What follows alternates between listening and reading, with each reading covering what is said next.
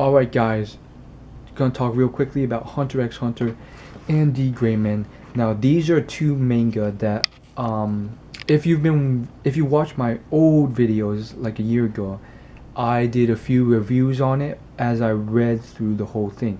Now these series have not ended, but they have not released a new chapter in over a year.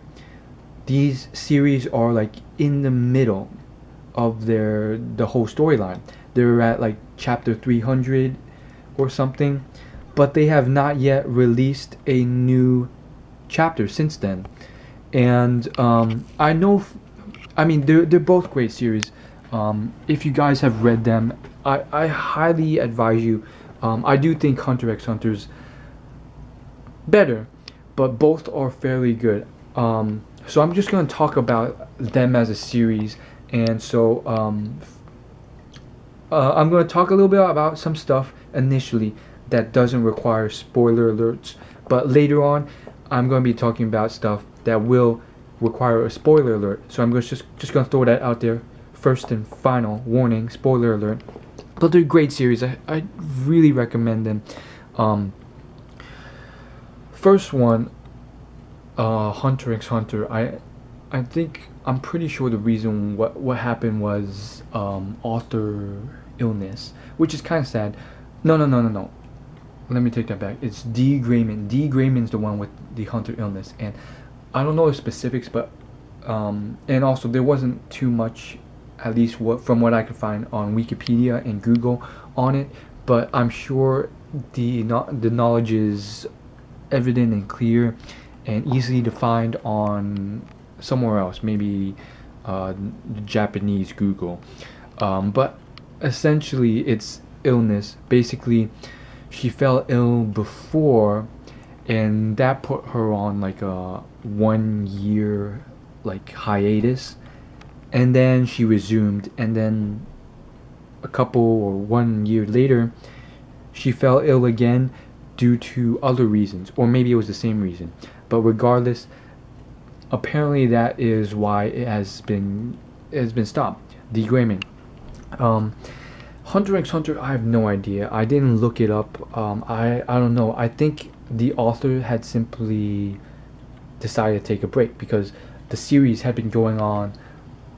I think, correct me if I'm wrong, it has been going on for longer than Yu Yu Hakusho or something like that, which means longer than Naruto and Bleach, 10 years worth. And then that begs the question, why there's so few chapters? I think it was more spread out. Maybe the author decided, rather than how Bleach and Naruto and One Piece do it, where they pump it out and every week they still deliver quality content. I think what happens is the author just decided to, space it out, and that's why it's so many years and so few chapters. But the chapters are high quality. I wouldn't say were much higher than Naruto or One Piece, but still very high quality. It's just his different way of doing it. So I think he's just on a self-determined hiatus. When will he ever return?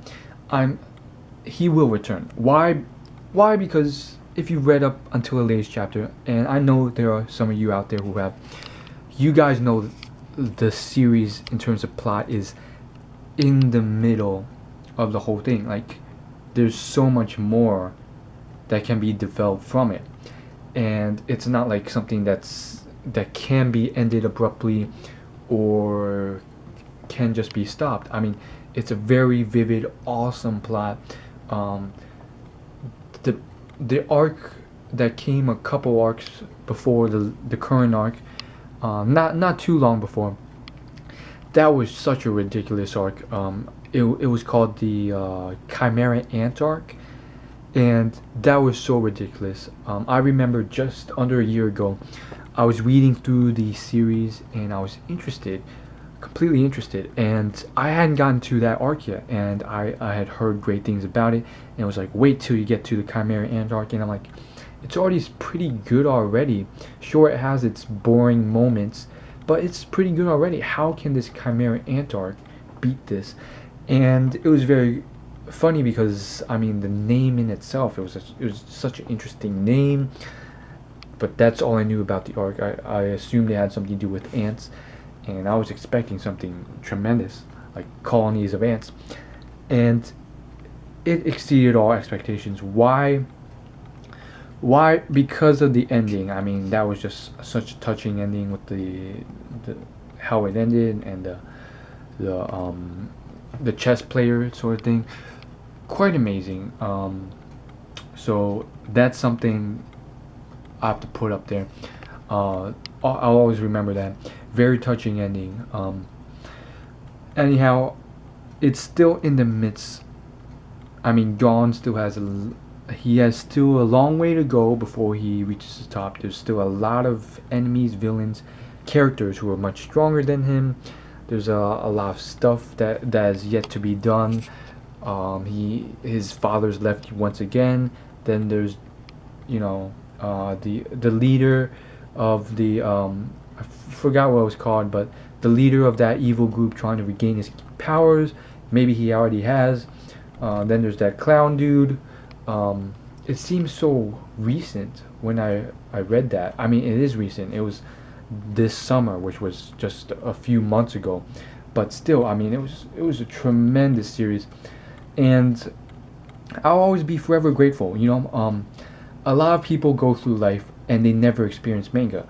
Let's be frank. I mean, they never just fall into that state where they experience manga, whether because they always had stuff to do in their life and they never had the free time.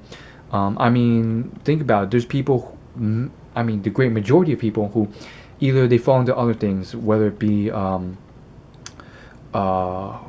fixing cars or going to parties or playing soccer or finance or accounting, and they develop an interest in something, and that interest always satisfies them on a moderate level. But I mean, it's the same thing with certain novels.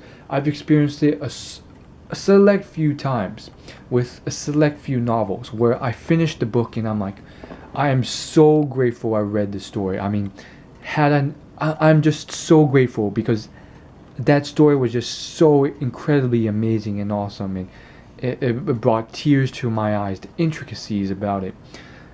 I wish I can find another story like that one day, and I experienced that with the Hunter x Hunter, and I experienced that with a few novels I've written, and I'm sure there's probably books out there that can bring that same sort of thing. I can't remember what it is off the top of my head. I guess Harry Potter was one of them, but not even. I mean, I can't remember exactly what it was, but there's great books out there, and I'm sure there's even more out there that I have not experienced and may never ever will. I mean, not fiction books. It's just a hassle and a lot of time to delve into them and find one like that. But if you have any suggestions, by all means, leave in the comments some suggestions.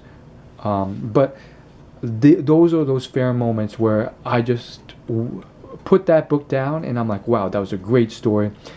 I wish I can find such a great story again to read, but those are few and far between. Bartimaeus, the magician slash the genie series, the trilogy, concluding with Ptolemy's Gate. That was another one. It brought tears to my eyes. Such a great series, and sure, it probably did fairly well, but it was never picked up by mainstream media, and it never got film rights or anything like that.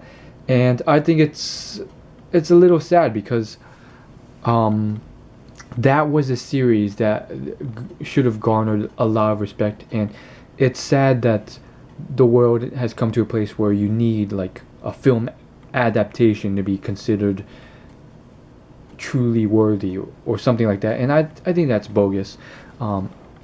If you're proud of your work, you're proud of your work. That's it. I've gone too far off track. Let's move on to D. Grayman. D. Grayman has a lot of twisted and weird, sort of crazy stuff. It's definitely a series that's very strange and weird. Um, D. Grayman and Hunter x Hunter, I think they're both sort of stories that the author makes up as he goes. Why? Because I mean, I've experienced some complex stories. I'm sure there's even more out there that are even greater. But you can tell, like, it's not complicated to the point where the author has thought out this intricate plot that she had to have thought out completely before she started writing. I mean, I've experienced that a few select times, and even those times, some of them, like, I can imagine they were sort of making it up as they went as well. But there's those few times, and I can't remember off the top of my head which stories they were, where it was so intricate and so amazing that I finished it and I'm like, wow, the author had to have thought up this whole complex plot from the beginning before she started writing the first sentence. Otherwise, the whole thing wouldn't have worked. And I was just like, wow. D. Grayman, Hunter x Hunter, not necessarily like this. However, still a great series. D. Grayman, on the upside of it is it's very interesting. It's very twisted and strange in certain ways. And obviously she was making it up as she goes, especially the latest chapter where it had just gone to a very twisted and strange and crazy thing. Very strange sort of story. The last chapter, which was released like 2 years ago now, if not 3 years ago, in December, it has gotten to a very strange and twisted thing, with the main villain in this strange sort of, like, it turns out the main bad guy is actually just he that's not his real self. That's just like a machine, and then he's piloting the inside, and it just warps reality at times, because sometimes it's realistic, he's piloting this machine, then it's like strange because the machine can somehow merge with the wall and do all this sort of dimension warping stuff, and then the guy's crying and you don't know why he's crying all the time, and he keeps saying I'm sorry, and there's a lot of mystery regarding the Ark and Noah's and so forth. And I really don't think the author herself actually, turns out she's a girl, herself has sorted this all out. I mean, it's all very strange and weird. I don't think she's decided herself. We do know that there's these strange sort of Ark things that are ships that are more like spaceships with weird interdimensional rooms that defy physics and gravity and warp time and space. And then there's these twisted Noah that are very strange stuff. And then there's this old underlying thing. I'm not going to summarize the whole thing for you, but it's a very strange sort of thing. I recommend it. It's sad, but there's a high possibility that this author may never finish the series. Do I think there's a thing where people are destined to finish stories, or like a great story has to be finished? Here's the thing. I mean, I can definitely see the author dying before she finishes this manga series. It's gonna be sad. It's gonna be terrible, but it could happen. And I think, as a human, like, you just kind of have to accept that. Like, had she lived, her imagination would have been the limit. She could have taken this story in a multitude, an infinite direction of different directions, and any way she went, it would have been crazy, because at this point the story has gone to a point where the imagination is the limit and there's no wrong route. There's so many different ways she could have taken it. That was illustrated by what do you call it, Full Metal Alchemist. That was a series where it was very, very like what happened was the anime decided to take a different route. Like they started making their own story because I think what happened was they didn't want to wait for the manga, so they started making their own story, and the stories diverged completely in different directions. And that's all I gotta say about D. Grayman for now. Great thing. Wonder if it will ever return. I for one impatient. I mean, as of now, I do put Toriko on the top level, and then like Bleach right under it, and then One Piece as well, and then Naruto under that. But I do know these are coming to an end, and those are priority. I find them the most interesting. So I have no problem waiting patiently for their return, if they ever do return. I'm sure Hunter x Hunter will eventually. The author's not going to quit, but we don't know with D. Grayman. That's all I gotta say. And also, leave your recommendations below, and whether I should pick up Full Metal Alchemist. I have read the entire manga series. It was a great series. Can't believe it ended. I definitely thought they could have continued it on, but another side of me thinks like it sure would have ended. Some parts of the ending I didn't really like. I can't believe certain things happened, but it was a great series. I'm glad it ended and it finished up. Wow, amazing. And it's sad because a lot of people may never experience these great stories. I mean, there's hundreds of thousands of books in the world that may never be experienced. Remember, I think there's this thing in China long ago where they burned like all their books for whatever reason for the government, and because of that, like 80% of like the great works and stories of the past were lost or something like that. I don't know. Google it, Wikipedia it. I probably will after this video, but it's such a shame. Like a lot of people may never experience it. A lot of people won't ever get into it because they think it's childish and lame and stupid. Unfortunately, my younger siblings do think that way in certain aspects.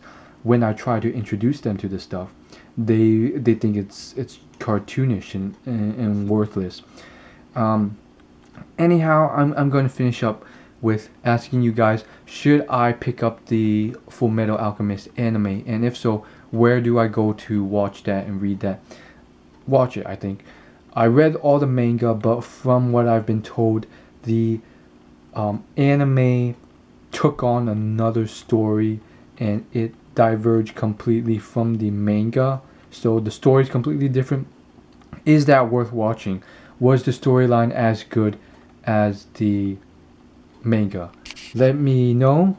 And I don't know, maybe I'm actually thinking about just picking up something else, like I have a few manga just to read in mind.